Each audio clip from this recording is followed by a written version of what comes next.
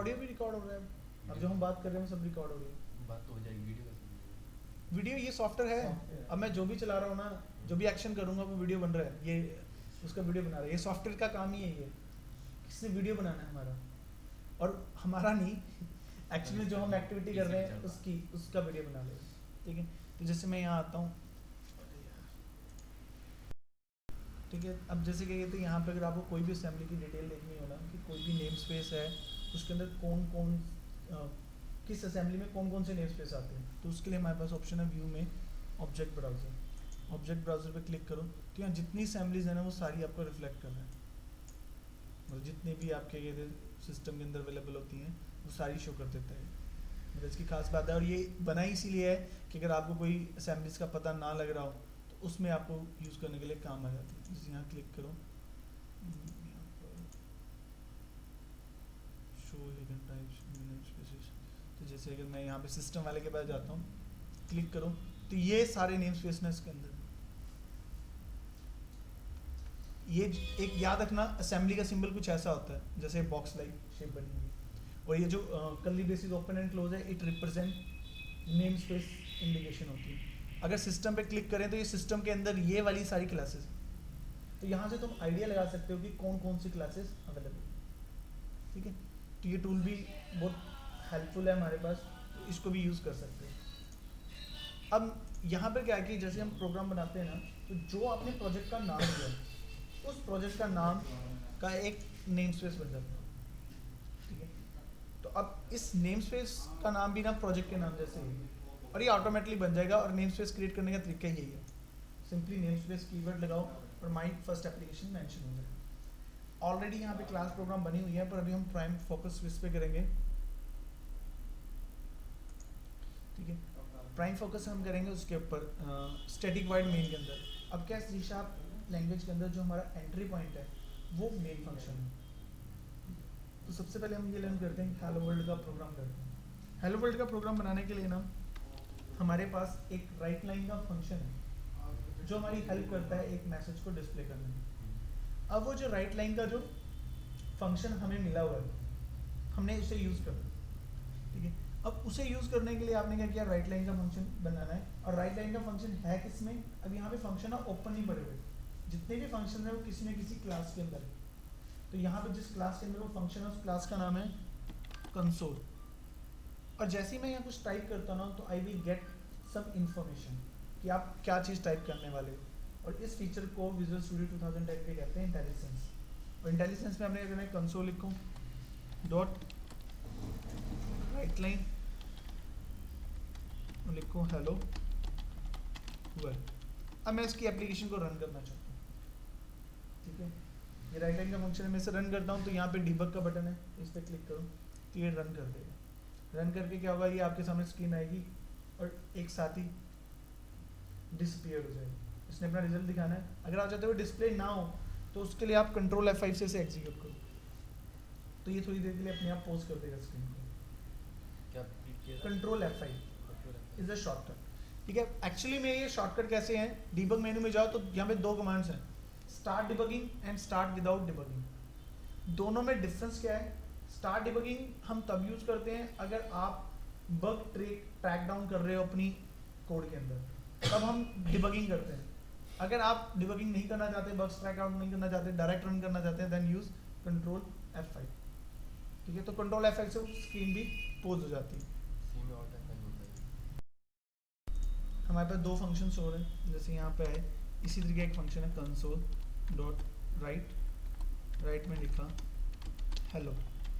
अब इस फंक्शन के अंदर और उस फंक्शन के अंदर डिफरेंस क्या है, राइट लाइन क्या करता है, मैसेज डिस्प्ले करने के बाद आपके कर्सर को नेक्स्ट लाइन में मूव कर देगा, जबकि राइट उसी लाइन पर रहने देगा। तो अगर इसे एग्जीक्यूट करेंगे हम, तो एग्जीक्यूट करने पे क्या होगा, हेलो वर्ल्ड आया, उसका हेलो डिस्प्ले हुआ, प्रेस एनी की टू कंटिन्यू साथ में आ गया।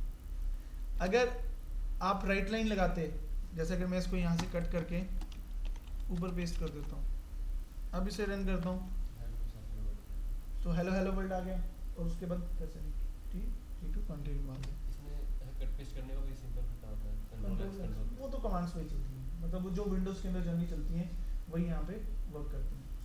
इतना क्लियर है। अब उसके बाद आता है कि जैसे एस्केप वेक्टर्स होते हैं तो सारे यहाँ एस्केप वेक्टर्स भी अवेलेबल हैं, लाइक वही /n /t/b, वो सारे के सारे एज इट इज़ वही है, तो उन्हें तो करवाने की जरूरत नहीं है। चलो ठीक है, तो मैं यहाँ पे जो करता हूँ, अब यहाँ पर एक दूसरी सेकंड एप्लीकेशन डेवलप करता हूँ। ठीक है, यहाँ गया, ठीक है, तो ये थोड़ा सा इनिशियली ले लेगा, ये थोड़ा स्लो सॉफ्टवेयर है। ठीक है, तो सबसे पहले मैं एक वेरिएबल्स बनाता हूँ, integer num1 num2 and some. ठीक है, num1 के अंदर मैं वैल्यूज डाल देता हूँ 190, num2 के अंदर वैल्यू डाल देता हूँ 189, then sum is equal to, operators वगैरह सारे वही हैं, कोई नया ऑपरेटर आया नहीं है, तो मैं उन पर इतना ज़्यादा एम्फेसाइज नहीं दे रहा, मेन जो न्यू फीचर्स हैं उन पे कॉन्सेंट्रेट करेंगे। ठीक है, हाँ जी भैया, यही रखा हुआ है सीपीयू ना।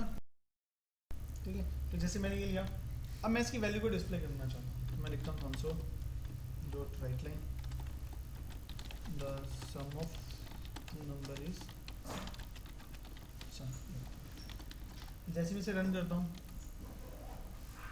तो यहाँ आ गया था sum of two number is sum, तो ये वैसे ही एज इट इज आ गया।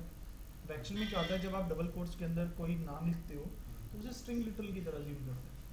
अब आपने वेरिएबल का नाम लिखा और आप अज्यूम करो कि वेरिएबल की नेम की तरह डील करे, तो ऐसा नहीं होता। उसके लिए आपको क्या करना पड़ेगा, you have to write something more. तो यानी कि अगर आप इसकी वैल्यू डिस्प्ले कराना चाहते हो तो आपको लिखना पड़ेगा the sum of two number is, then इसे बंद करो फिर प्लस सम। अब शो करोगे तो ये अब आपको उसकी वैल्यू शो करेगी। ऐसे जावा में होता है। सेम। ठीक है, अब जैसे अगर मैं यहाँ चाहता हूँ कि मुझे आउटपुट ऐसे चाहिए, the sum of first number की वैल्यू एंड सेकंड नंबर की वैल्यू इज इनका सम। उस फॉर्मेट में प्रिंट करवाना है, जैसे आपने वैल्यू दी 190 हाँ, प्लस बिल्कुल 189 बिल्कुल इक्वल टू, हाँ, वही हम पैटर्न फॉलो करने वाले हैं। राइट लाइन लिया तो मैं लिखा द सम ऑफ, अब num1 की वैल्यू तो मैं लिखा num1 प्लस एंड ये कंकैटिनेशन हो रही है इस टाइम, num2 इज प्लस सम। अब मैं इसे चलाता हूँ तो ये उनकी एडिशन वगैरह करके दिखा देगा कंकैटिनेशन करके। पर लेकिन इसमें ना देयर विल बी चांसेस कि आप कोई डबल कोट्स मिस कर जाओ या कोई प्लस लगाना भूल जाओ, तो इसमें कहते हैं कि थोड़े ना एरर प्रोन है ये कोड। एरर प्रोन का मतलब क्या है, इसमें एरर आने के चांसेस काफ़ी हैं। तो इसका एक बेटर अल्टरनेटिव है बाय यूजिंग प्लेस होल्डर। तो प्लेस होल्डर कैसे लगना है कि आप यहाँ कंसोल डॉट राइट लाइन, जैसे आप स्टेटमेंट लिखो द सम ऑफ, अब आपको पता है यहाँ किसी वेरिएबल की वैल्यू आने वाली है, तो उसे इंडिकेट करने के लिए आपने 0 लिख दिया, कर्ली ब्रेसेस के अंदर 0, तो ये एक प्लेस होल्डर होता है। देन प्लेस होल्डर हमेशा 1 से स्टार्ट होगा एक सिंगल स्टेटमेंट के अंदर, 1 लिखा इज 2 मेंशन कर दिया। ठीक है, अब उसके बाद num1 प्लेस होल्डर 0 पे जाएगा, ये प्लेस होल्डर 2 पे 1 पे जाएगा, और this is goes to place number 2। तो इसे चलाया तो इस तरीके से आउटपुट शो हो जाएगी। Output will same but and की जगह प्लस साइन लिखना है, एंड की जगह प्लस साइन लिखना है, कहाँ पर या एंड लिखना है ना, या प्लस साइन। चलो वो तो चलो कर लेते हैं। अब एक्चुअली मैं मैसेज भी तो मैं कुछ और डिस्प्ले करा रहा हूँ, द सम ऑफ 179 तो चल जाएगा इसमें, यहाँ पे प्लस लगाने की जरूरत नहीं। नहीं वैसे ही अगर प्रिंट कराने की जगह वो तो खाली आउटपुट स्क्रीन में जरूरत है। बस प्लस लगा दो। इस केस में कुछ पंगा तो नहीं होता, मेरे को ऐसा लग रहा है कि मैंने जावा थोड़ी जब करी थी नो ऐसा सच कोई प्रॉब्लम नहीं है। डबल कोट्स के अंदर कोई भी चीज़ आती है तो एज इट इज ट्रीट किया, वो एस्केप वेक्टर नहीं होना चाहिए, बस उसमें पंगा होता है। लाइक /n होता है, स्लैश अगर डालोगे तो प्रॉब्लम क्रिएट हो जाएगी, लाइक स्लैश अभी प्रॉब्लम क्रिएट कर देगा, एरर आ गई ना यहीं पे साथ के साथ, क्योंकि स्लैश एक एस्केप वेक्टर है तो अनरिकॉग्नाइज एस्केप सीक्वेंस की एरर आती है।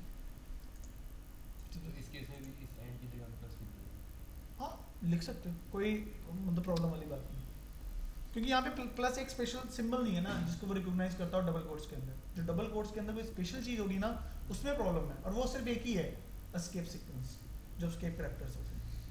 ठीक है, नाउ इस प्रोग्राम में एक थोड़ी सी लिटिल सी प्रॉब्लम है कि इसे इनपुट कैसे किया जाए। ठीक है, तो इनपुट करने के लिए हम थोड़ा बंदोबस्त करते हैं। तो यहाँ आके यहाँ पे लिखता हूँ कंसोल डॉट राइट, एक मैसेज है पहले, enter first number num1 is equal to एक फंक्शन है कंसोल डॉट रीड में, और ये जो फंक्शन है ये क्या करेगा, फोर्स करेगा कि आप कंसोल पे कुछ इनपुट करो, और जो आप इनपुट करोगे ये उसे स्ट्रिंग फॉर्म में लेके आएगा। तो यानी कि आपका नंबर उसे डायरेक्ट एक्सेप्ट नहीं कर पाएगा। For this reason you have to convert this input into integer form में। तो हम क्या करते हैं, यहाँ पे लिखते हैं कन्वर्ट डॉट टू इंट 32, ये एंटर किया और इस तरीके से एंटर कर दिया। उसके बाद यहाँ आए, इसी तरीके से सेम num2 के लिए भी कर लेते हैं, यहाँ डाल दिया एंटर सेकेंड नंबर, यहाँ है, यहाँ पे लिख दिया num2। अब इसे चलाते हैं तभी हमसे इनपुट की डिमांड करेगा, तब ये प्रोग्राम थोड़ा जर्नल बन गया। इसमें बताओ हो जाएगा। अगर मान लो मुझे यहाँ पर फ्लोट का इनपुट करवाना पड़ जाए, तो वो भी स्ट्रिंग फॉर्म को एज्यूम नहीं करेगा, तो वहाँ पे जो फंक्शन यूज होगा that name is convert dot to single. ठीक है, ये फंक्शन लिख लो कन्वर्जन में, ऐसे याद नहीं रहेगी। अच्छा रिकॉर्डिंग तो कोई नहीं है, चलो कोई बात नहीं, लेकिन कितना सुनोगे ये भी बात है ना, कई बार ऐसे देख के करना पड़ जाएगा हमको। ठीक है ना, बस एक चीज़ और दिखा देता हूँ तुम्हें, एक फंक्शन और है कन्वर्जन करने के लिए, ये तो है ही int डॉट पास, ये भी एक फंक्शन जावा में यहाँ भी यूज होता है। अब जावा के इससे लिंक तो नहीं है, वैसे जो जावा और सी शार्प है ना एक दूसरे की कॉपी मारते रहते हैं, कुछ चीज़ें यहाँ से कॉपी हो जाती हैं, कुछ वहाँ से कॉपी हो जाती हैं, मतलब एक दूसरे का अच्छा कॉपी पेस्ट लगाते हैं। ठीक है, तो एक तो कन्वर्ट डॉट टू सिंगल है फॉर फ्लोट में कन्वर्ट करने के लिए, कन्वर्ट डॉट टू डबल है, जैसे मैं तुम्हें यहाँ लिस्ट दिखाता हूँ, convert dot to single for float conversion, to double for double conversion, to string भी है, पर लेकिन जनरली स्ट्रिंग की कन्वर्जन की रिक्वायरमेंट नहीं पड़ती इनपुट के केस में, क्योंकि ऑलरेडी वो स्ट्रिंग फॉर्म में ही आ रहा है। ठीक है, तो वहाँ पे हम इतनी ज़्यादा कन्वर्जन के बारे में थिंक आउट नहीं करते। तो ये हमारी बेसिकली क्या कहते हैं कन्वर्जन पॉलिसी है, कि इस तरीके से ये कन्वर्जन वर्क करेगा। इतना क्लियर होता है। ठीक है, ना हम थोड़ा नेक्स्ट एग्जांपल्स ट्राई करते हैं। इसमें एक चीज़ ध्यान रखनी पड़ेगी कि हमेशा ये जो कैपिटल है इसमें लिखा हुआ है फर्स्ट वर्ड, इसके फर्स्ट अल्फाबेट, वो तो इंटेलिजेंस देगा ना तुम्हें, अपने आप हो जाएगा। अब देखो इंटेलिजेंस नहीं आ रहा, अब जब आप टाइप करने लगते हो तो इंटेलिजेंस आपके पास आता है। जैसे कि मैं सी लिखता हूँ, छोटा लिखूँ, अब आप देख लो ना, जब ऐसे ही आपके सामने ही आ गया ना, स्पेस बार प्रेस कर दो या एंटर प्रेस कर दो। ठीक है, अब यहाँ पे ना दो इसके शॉर्टकट भी हैं इंटेलिजेंस को एक्टिवेट करने के, और वो हैं, एक तो है कंट्रोल जे। ठीक है, वो इंटेलिजेंस एक्टिवेट कर देगा। लेट अस सपोज करो आप काम कर रहे हो, काम करते हैं आप फॉरगेट करके कि इंटेलिजेंस एक्टिवेट करना है, तो कंट्रोल जे प्रेस करो तो एक्टिवेट हो जाएगा बिना कुछ टाइप किए। एक तो कंट्रोल जे है और एक है कंट्रोल स्पेस बार। कंट्रोल स्पेस बार यूज होता है, सपोज करो आपने CLAS लिखा, अब आपको पता है इस नाम से सिर्फ एक ही वर्ड है। ठीक है, और आप कंट्रोल स्पेस बार प्रेस करोगे तो ये अपने आप ऑटो कंप्लीट कर देगा। There are two shortcut, one is control space bar, this is for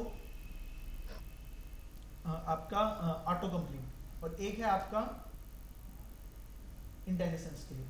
अब कंट्रोल स्पेस बार की खास बात है, अगर मान लो आपने CON लिखा और आप कंट्रोल स्पेस बार प्रेस करते हो, अब CON से स्टार्ट होने लिए काफी वर्ड्स हैं, एक वर्ड नहीं है, तो ये इंटेलिजेंस एक्टिवेट कर देगा। मतलब ये तभी ऑटो कंप्लीट देगा आपको जब इसे एक ही वर्ड मिलेगा। हाँ ठीक है, क्लियर ये शॉर्टकट। अब क्या, तो हम दूसरे का एक एग्जाम्पल क्रिएट करते हैं इसके अंदर, तो यहाँ आते हैं, उसका नाम रखते हैं थर्ड है। अब यहाँ पे एक बिहेवियर है, वो आपको पता होना चाहिए। अगर आप लेट अस सपोज करो मैं एक इंटीजर वेरिएबल लेता हूँ प्राइस। ठीक है, प्राइस की वैल्यू मैं डालता हूँ 1000 और मैं लिखता हूँ कंसोल डॉट राइट लाइन। तो इस प्रोग्राम की आउटपुट क्या आएगी?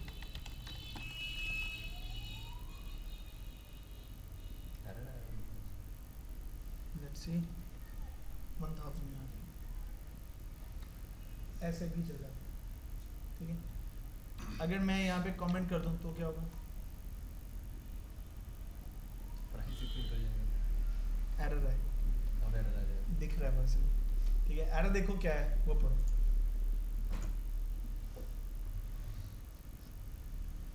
ठीक है, तो एक लाइन लिख लो, whenever you declare a variable in a function,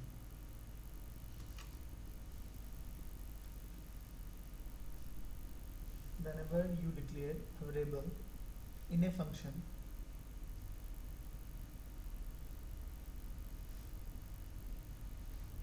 then this variable is called local variable.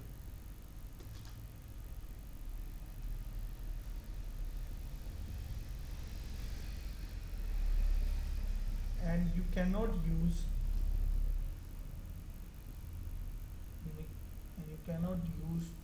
this variable without assigning a value. Assigning a value.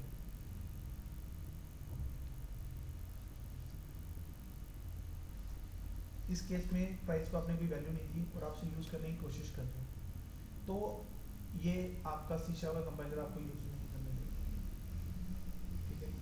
यानी अगर दूसरे वर्ड्स में बोलें तो यहाँ गार्बेज वैल्यू का कोई कंसेप्ट नहीं है like C and C plus plus, तो गार्बेज वैल्यू का कंसेप्ट यहाँ से रिमूव हो चुका है।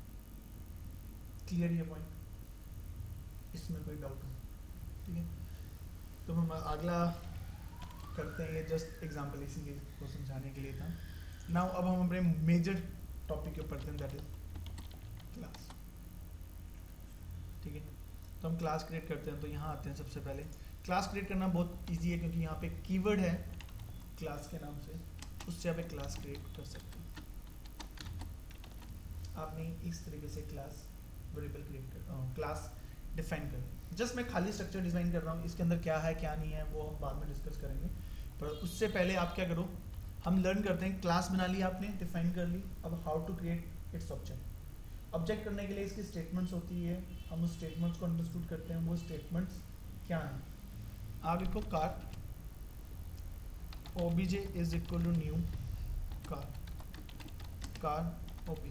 इन दोनों स्टेटमेंट्स में क्या डिफरेंस है, तुम क्या डिफरेंस ऑप्ट करते हो इसमें?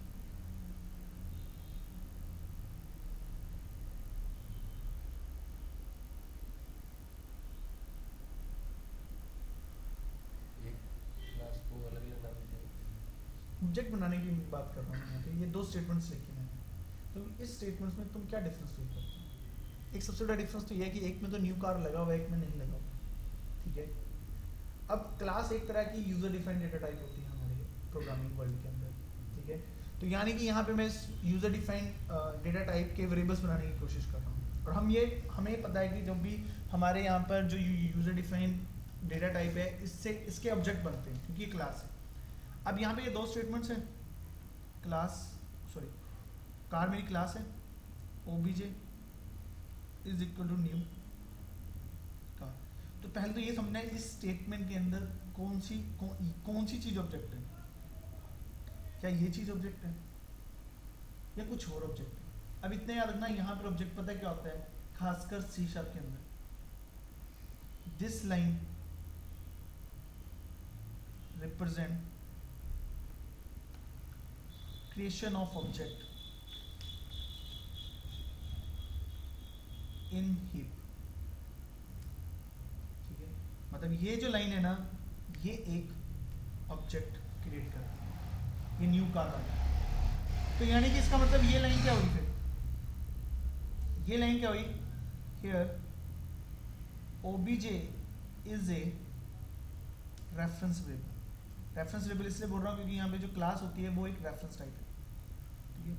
obj is a reference variable of class car type, ठीक है, and capable to hold the. अब रेफरेंस वेरिएबल है तो क्या होल्ड करेगा, references, hold the reference of class car object.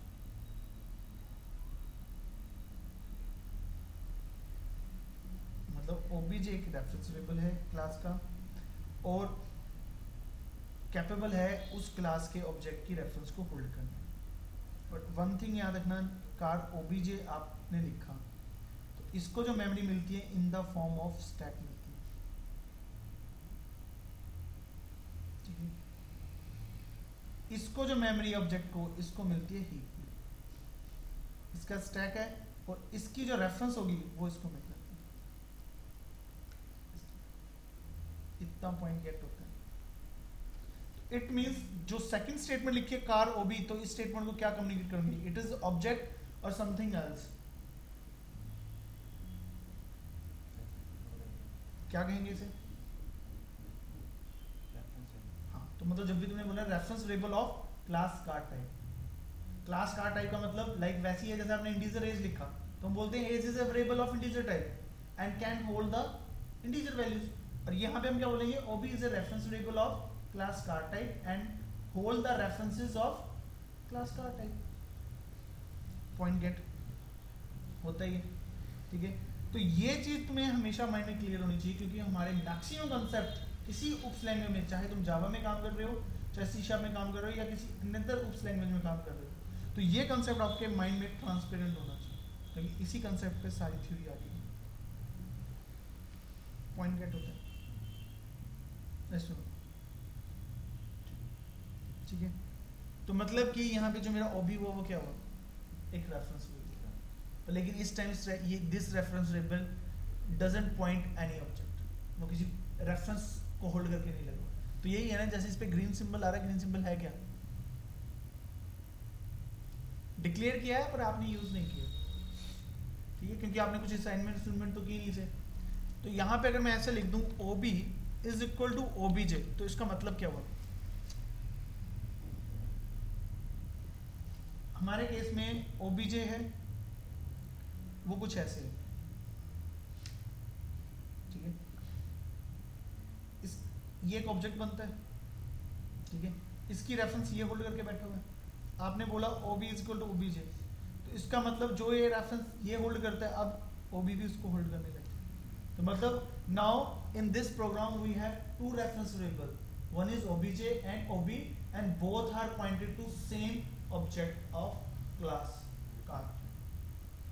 इतना क्लियर होता है, ठीक है। तो आज का लेक्चर भी हम यहीं फिनिश करते हैं, ठीक है, इतना। पेन ड्राइव लाए हो?